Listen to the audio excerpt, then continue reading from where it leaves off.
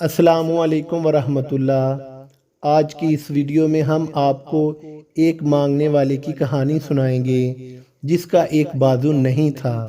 یہ سچا اور حقیقی واقعہ ہے، آنکھوں دیکھا حال۔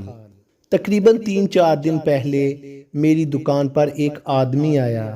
جب میں نے اس کو غور سے دیکھا تو اس کا ایک بازو نہیں تھا اور وہ کیا کہنے لگا، مجھے ایک فون کال کروا دو۔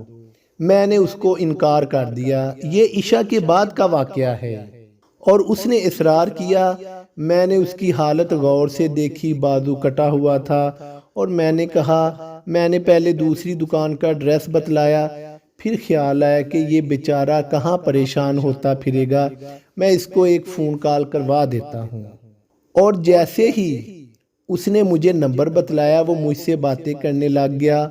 تو وہ نمبر ایک 2 نمبر کام کرنے والا نشہ آور ادویات کا کہہ لو کہ ان کو بیچنے والا اس کا نمبر تھا۔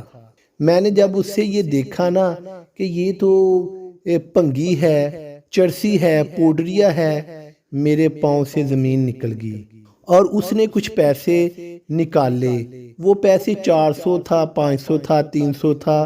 اس نے جب اپنی جولی میں رکھے پیسے اور وہ 10-10 روپے کے کافی زیادہ نوٹ تھے۔ میں نے ادھر سے ایک اندازہ لگایا یہ پیسے جب میں نے دیکھے، اور میرے ذہن میں خیال آیا کہ دیکھو اس کا ایک بازو نہیں ہے اور اس کی اپنی حالت بھی کتنا کمزور ہے، اور حقیقت میں تو وہ نشہ کر کر کے، نشہ آور ادویات کا استعمال کر کے، پاؤڈر کا، چرس کا، اس طرح کئی نشے ہیں، اس کو نشے کی لت لگ چکی ہے اور ایسی لت لگ چکی ہے کہ شاید یہ پیچھے نہیں آنے والا۔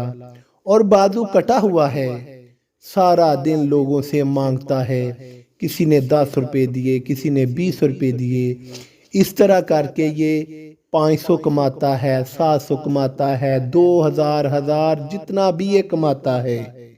اور کرتا کیا ہے ان پیسوں کا کہ چرس پیتا ہے، پاؤڈر پیتا ہے۔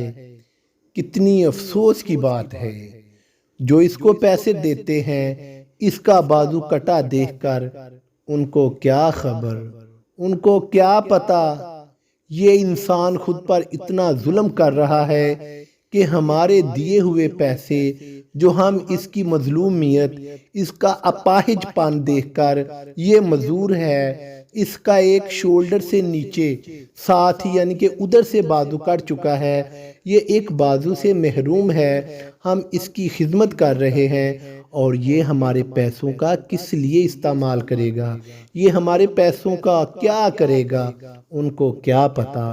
اور یہ ظالم انسان معذور، بازو کٹا ہوا، اور اس کو خود پر ترس نہیں آ رہا، یہ پیسے اکٹھے کرتا ہے، سارا دن مانگتا ہے، کسی نے کھانا کھلا دیا، کسی نے پیسے دیے، کسی نے کچھ کیا، اور یہ ان پیسوں کا استعمال جو کرتا ہے وہ نشہ آور ادویات کو خریدتا ہے اور پھر ان کو پاؤڈر پیتا ہے، چرس پیتا ہے، جو نہ جانے کون کون سے ایسے کام کرتا ہے جو کہ یہ اپنی جان پر ظلم کرتا ہے۔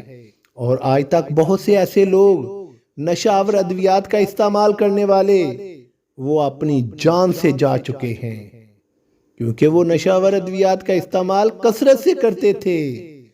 ہمیں اپنے آس پاس ارد گرد دیکھنا ہوگا، کہیں کوئی ایسا نوجوان نشہ آور ادویات کا استعمال تو نہیں کرنے لگ گیا، کوئی ایسی چرس، پاؤڈر، یہ وہ تو نہیں اس پر لگ رہا، اس کی لت اس کو لگ رہی۔